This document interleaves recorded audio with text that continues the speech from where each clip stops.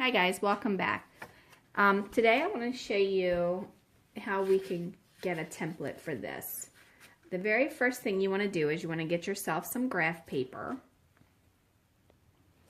Okay, so once you have the graph paper, you're going to have to determine how to fit it in here. So obviously, you know this is the bottom down here, and you know somewhere around here you're going to have to cut. So we're just going to put a little line here, just like that.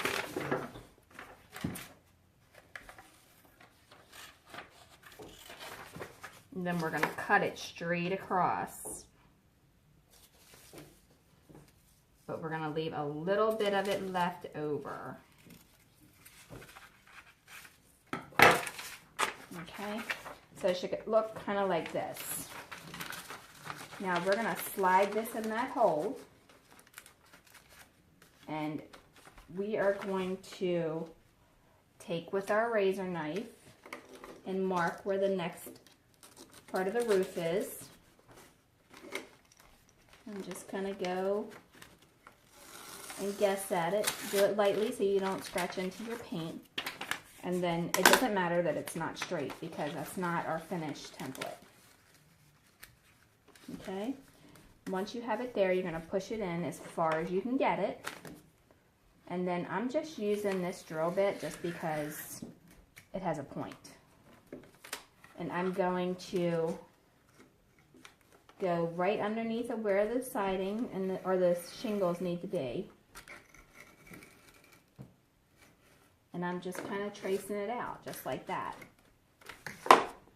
I should come up with something like this.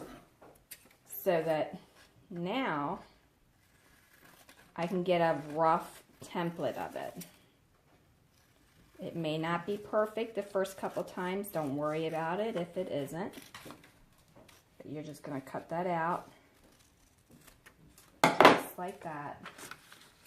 Slide it back in here.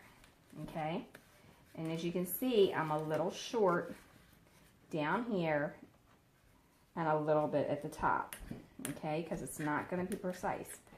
But that gives you the idea to redo the template and to have it the way you need it. So you want to take this template and put it on a piece of cardstock and trace it, but leave your little area that you are over or short on there. So then you can put it in there just like that. Okay, it should pretty much fit. Now, reason I said cardstock is because what we're going to do is we are going to actually glue the shingles to the cardstock. Then we're going to slide the shingles in here as one and then glue this to the house. Okay, now once you have that done, you need to mark your lines according to how the directions say how far apart they need to be. Okay, now I always start with the end being a scrap piece. That way I'm not wasting shingles. Now the easy thing about this as opposed to the rest of the roof is once you have it on there, you can actually just cut it with a pair of titanium scissors. And you don't have to worry about making it precise at the time.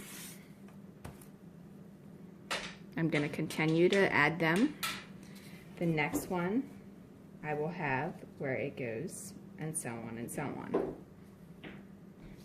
Okay, now remember when you're doing the shingles, you are staggering them.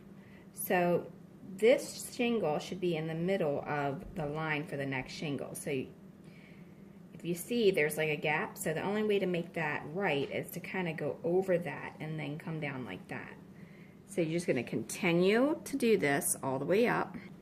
Okay, another thing I wanted to show you real quick. So here you have this going over. So you need to make sure that you have your shingle on the proper line, right here, and then you want to be in the middle, just like that.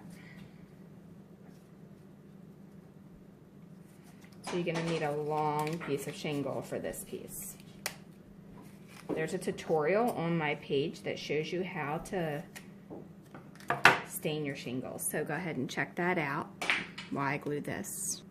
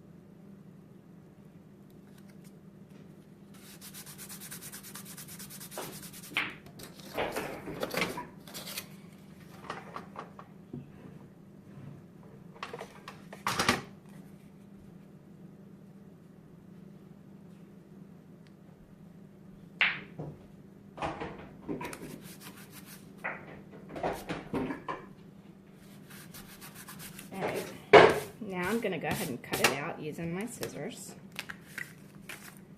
and following my template. Alright, so this is what it should look like. Now, if for some reason you can't get it in because of the piece of wood here, you can either trim this out a little bit, or you can actually break this off right here and do it in 2 pieces and then slide this up underneath of there.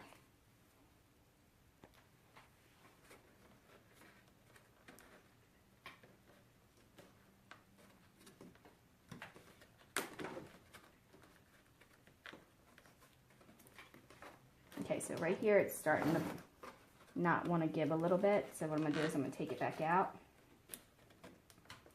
Maybe if I can get it out. There we go. And I'm actually going to trim off at the back of this just a tiny bit because I don't want to put it in 2 pieces this time.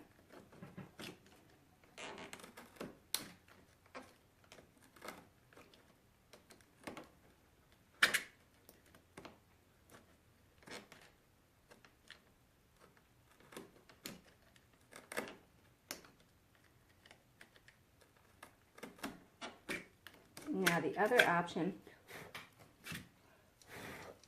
you can do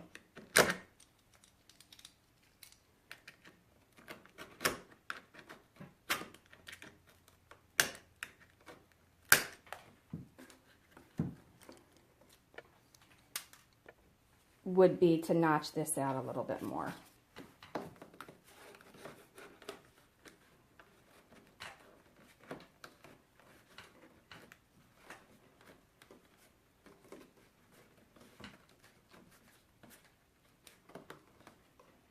Alright, now that pretty much fits in there, with the exception of the top a little bit, so I'm going to trim that just a smidge with the thickness, not the height, but just the thickness, and then I'm going to put some glue on it.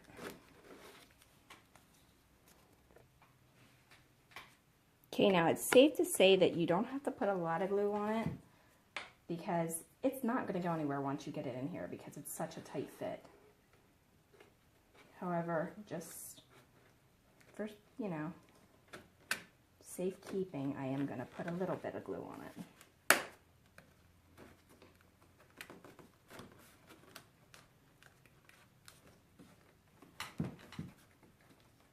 Alright, now I just got to work it down a little bit so I can get the top in, and I'll be right back. Alright, now that I've worked it down, I just have to touch up the area where the glue came loose when I was fighting it to get it out the first time.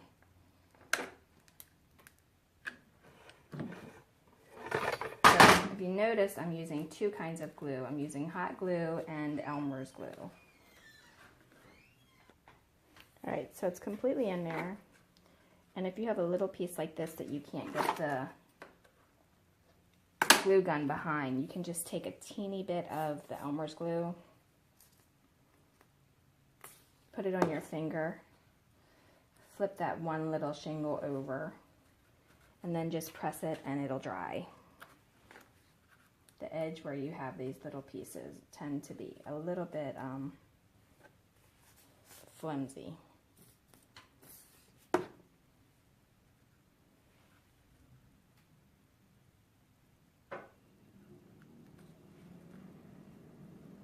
Alright, so it's not 100% perfect. I do have to go over it with some stain on the edge where I cut like the rest of it. But, and right here I did chip it, trying to get that little piece of wood out the bottom. But other than that, it looks pretty good.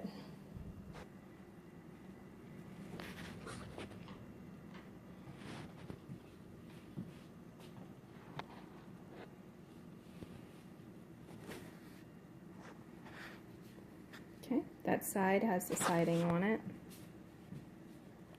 And this side has the shingles. Now, I stained my shingles together, so this will have to be touched up with stain along the edge where it's cut. But other than that, it didn't turn out too bad. Alright.